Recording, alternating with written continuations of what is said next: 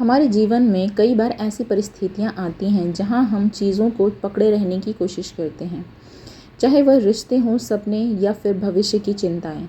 लेकिन क्या कभी आपने सोचा है, कुछ चीज़ों को छोड़ देना ही सही समाधान हो सकता है। स्टोइक फिलॉसफी जो हजारों साल पुराना है, हमें यही सिखाता है। यह दर्शन हमें बताता है कि कैसे चीज़ों को जाने देना और उन पर नियंत्रण न रखना हमें अधिक शांति और संतुलित जीवन जीने में मदद कर सकता है। आइए समझते हैं स्टोइक सिद्धांतों के माध्यम से द आर्ट ऑफ लेटिंग गो को कैसे अपनाया जा सकता है। पहला पॉइंट, स्टोइक दर्शन क्या है।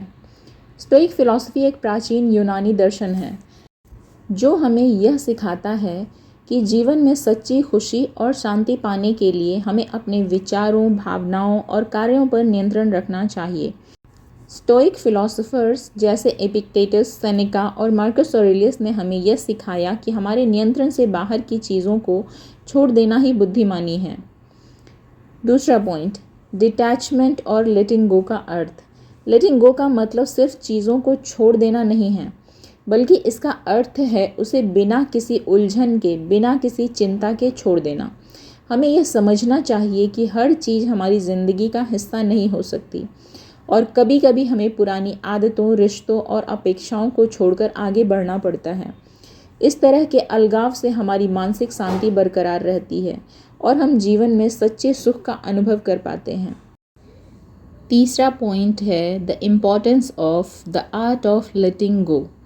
स्टोइक फिलॉसफी का सबसे पहला और अहम सिद्धांत यह है कि हमें उस पर ध्यान केंद्रित करना चाहिए जो हमारे नियंत्रण में है।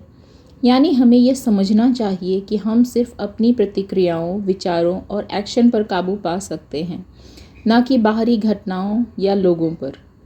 हमारे जीवन में अक्सर ऐसी चीज़ें होती हैं जिन पर हमारा कोई नियंत्रण नहीं होता, जैसे कि दूसरों के विचार, भविष्य की अनिश्चितता या फिर बीता हुआ कल।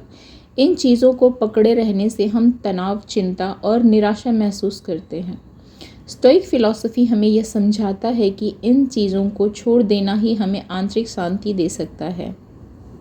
फॉर एग्ज़ाम्पल, मान लीजिए आपने किसी काम के लिए बहुत मेहनत की, लेकिन कोई वजह से वो सफल नहीं हुआ।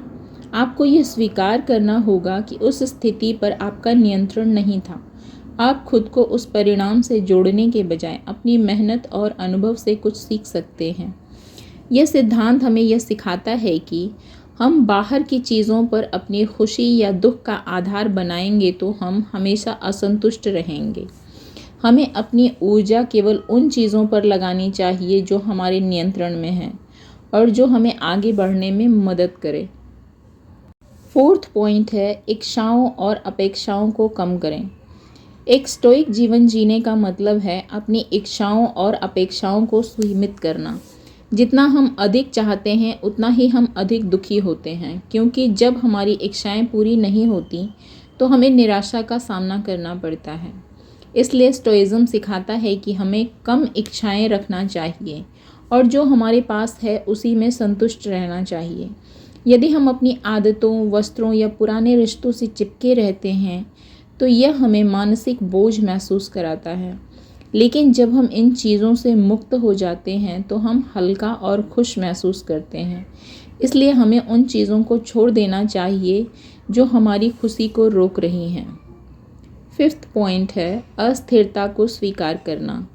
जीवन में बदलाव और अस्थिरता होना स्वाभाविक है। कुछ भी स्थिर नहीं है। रिश्ते बदल सकते हैं, काम में उतार चढ़ाव हो सकते हैं और परिस्थितियां बदल सकती हैं। स्टोइज्म हमें यह सिखाता है कि हमें इन अस्थिरताओं को स्वीकार करना चाहिए और उनसे विचलित नहीं होना चाहिए। अगर हम यह समझें कि जीवन में उतार चढ़ाव आना स्वाभाविक है तो हम किसी भी समस्या का सामना ज़्यादा धैर्य और शांति से कर सकते हैं। मान लीजिए कि आपका कोई दोस्त आपसे दूर हो गया है या आपके रिश्ते में दरार आ गई है, तो स्टोइक दृष्टिकोण से हमें यह स्वीकार करना होगा कि यह जीवन का हिस्सा है। इसके बारे में चिंता करने के बजाय हमें अपनी मानसिक स्थिति को स्थिर रखने की कोशिश करनी चाहिए। सिक्स्थ पॉइंट है निराशा और दुख से ऊपर उठना। स्टोइज्म का एक महत्वपूर्ण सिद्धांत है कि जीवन में दुख और निराशा आना स्वाभाविक है, लेकिन हमें इनसे विचलित नहीं होना चाहिए। यह विचार हमें सिखाता है कि जब हम किसी दुख या तनाव का सामना करते हैं तो हमें उससे अपनी मानसिक शांति और खुशियों के रास्ते में रुकावट नहीं बनने देना चाहिए। इसके बजाय हमें उसे स्वीकार करना चाहिए और इससे ऊपर उठने का प्रयास करना चाहिए।